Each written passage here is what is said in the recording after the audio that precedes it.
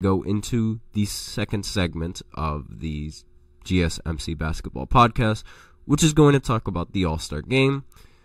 And the takeaway that I have from this game is that, again, Doc Rivers should be really, really upset at Damian Lillard right now, because Damian Lillard was shooting the lights out in this All-Star Game, and one of the most popular clips of the All-Star Game was him hitting 2 half-court shots, literally like from past half-court, and draining it like it was nothing. So if I was Doc Rivers, I would be really upset at Dame, because, like, how is it that you're so confident here, but you can't hit shots in the regular season? Like, come on. We need that kind of talk. But regardless, he ended the game with the All-Star Game MVP as well, scoring the most points on the Eastern Conference with 39 points on 14 of 26. Jaylen Brown also showed up in this game with 36 points, as well as Tyrese Halliburton with 32. On the West, Karl-Anthony Towns had 50 points, and obviously that's very impressive. I mean, 50 points on any given night is really good. Shai Gilgeous had 31, and the rest of the All-Star starters for the West were really inefficient. Kevin Durant had 18, Steph had 16 for 6 for 17, Devin Booker had 15, LeBron James only had 8 points, and obviously, like, again, this All-Star Game, it's very boring a lot of these years, and it lacks a competitive aspect that a lot of the previous All-Star Games have had.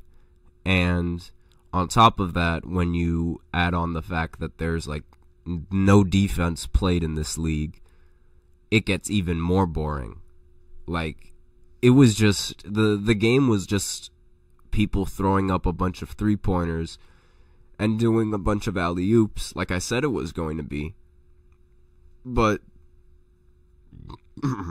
excuse me, again, the defense, it wasn't there, and it wasn't something that, like, anybody wanted to look at. Like, it was dull. It was really, really dull, and it's really difficult to talk about. I'm not even gonna lie, because there wasn't much to really talk about in this game. I mean, there were people that were scoring a bunch, but again, it was like the lanes were wide open. When you did one move, you went right past the defender, and they left you open every single time to shoot the ball. So obviously, the defense was really bad. The Eastern All-Stars ended up scoring 211 points. That's the first time that any team has ever scored 200 points in any NBA game ever, All-Star game or not. And obviously, like, you know, the defense is really bad, given how, like, they let up so many points, and most of them came from three-pointers from the Eastern All-Stars. Like, again, I understand it's about having fun for all of these players. They play a lot of these games, and a lot of it is stressful. Draymond Green said it on his podcast at one point, that he said a lot of these games, he doesn't like basketball as, like, work per se. Like, he loves competing, he loves playing basketball, but doing it as a job all the time is ridiculous work. And obviously, like, it's good at times to, like, be able to relax and not have the media on you 24/7 with how you play. But at the same time, when you're an NBA player like that, the media is going to be on you regardless of what you do, no matter what you do. Just look at players like LeBron. He builds a school, and the media is already on him. So every little thing that you do, you need to expect the media to pay attention to what you're doing. So using that as an argument to, like, not be competitive in the All-Star game is sort of like, I don't think that's a valid excuse, because a lot of the media is going to criticize you for not being competitive in these games anyway, which is what the media is doing right now with a lot of these players, given how this All-Star game, it was relatively weak. And another thing that, like, really bugged me was that they didn't use the court. They didn't use the NBA court, that the LED court that they showed off for the All-Star for the 3-point competition and for the the Rising Stars game. They didn't end up using that for the All-Star game. And I'm like, why? Why didn't they end up using that for All-Star game? That would have been a great inclusion to have. Like, it would have made the game a little bit more interesting. Just imagine if LeBron were to do one of his signature dunks, and at the center court you see King James just pop up mid-court, and like that would be so cool. And I don't understand why they had to go back to like the original hardwood floors. Like, I guess it's sort of like because like, oh, these NBA players, they're used to playing on hardwood floors, but who cares? It's the All-Star game. It's not like they're playing seriously anyway. So I just thought that was incredibly weak. Like, it just made it a lot more boring, in my opinion, because the All-Star game is already boring as it is, and you need to put. I thought that's why they implemented the court, so that way it would be a little less boring.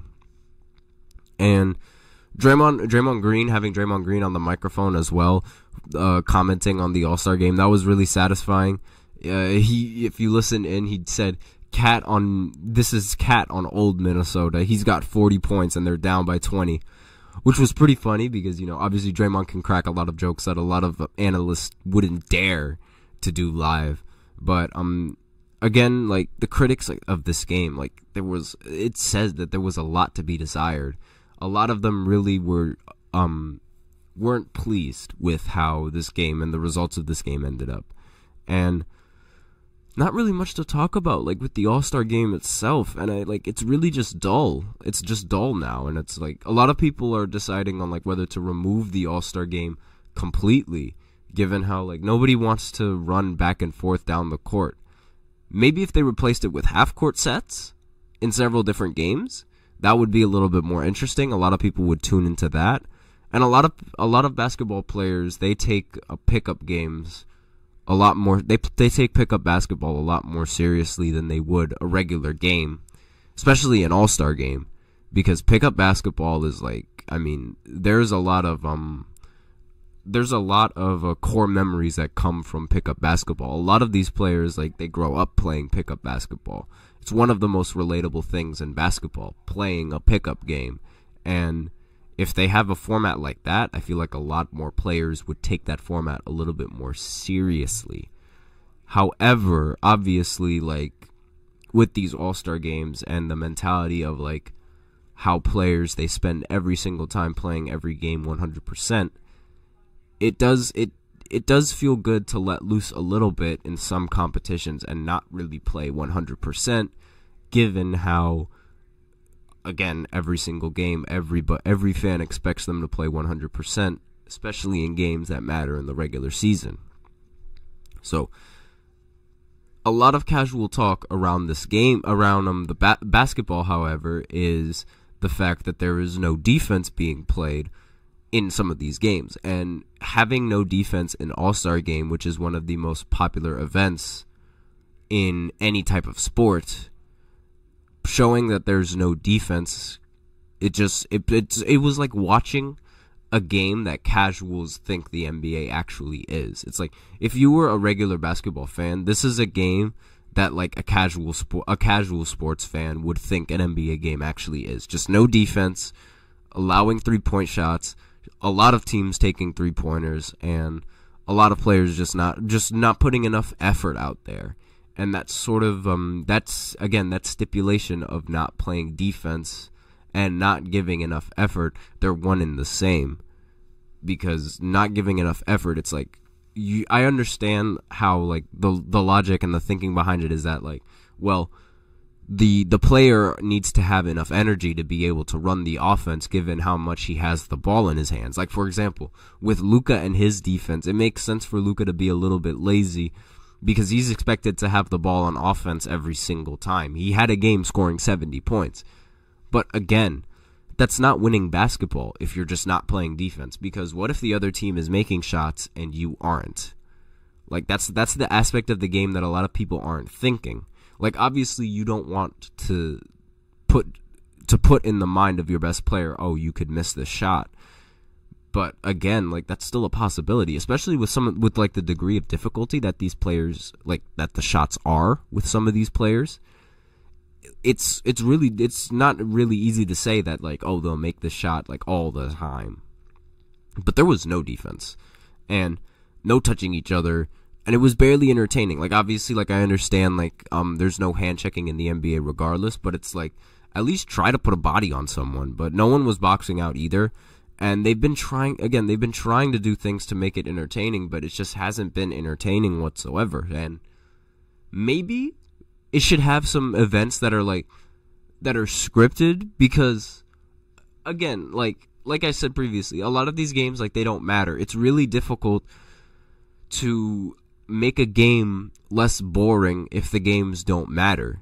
But a team that does that phenomenally well is actually the Harlem Globetrotters. Like, I mean, obviously, like, the Harlem Globetrotters, they're entertainers, so that's their job, but they play a lot of games, a lot of basketball games that aren't necessarily, like, they don't count for anything. They're just there for entertainment. And they have a lot of scripted segments in these in the games. They have, like, triple lobs, like 10-man lobs, all those types of lobs, and they have certain players do tricks that we don't really see before, that we don't really see on a basketball court. So doing things like that might bring a lot more entertainment to the game. I'm not saying, like, have the entire game scripted, but, like, have certain segments where it's like, oh, this player's doing something that we haven't seen. Like, I remember in one All-Star game, Kyrie Irving, like, he did a fake behind the back in when the camera was, like, close up on him, and that's something that we've never seen before. Those types of things will drag people into watching these games, doing things that players haven't seen before. And that's sort of like the only important things that, like, to really talk about in this All-Star game. Again, there's not much to really talk about because of how not competitive this game really was. It wasn't competitive. There's not much I can really say. So with that, I will go ahead and go into the third segment after this short break, where I go ahead and talk about the dunk contest and how disappointing that dunk contest was as well. So stay tuned for that after this short break.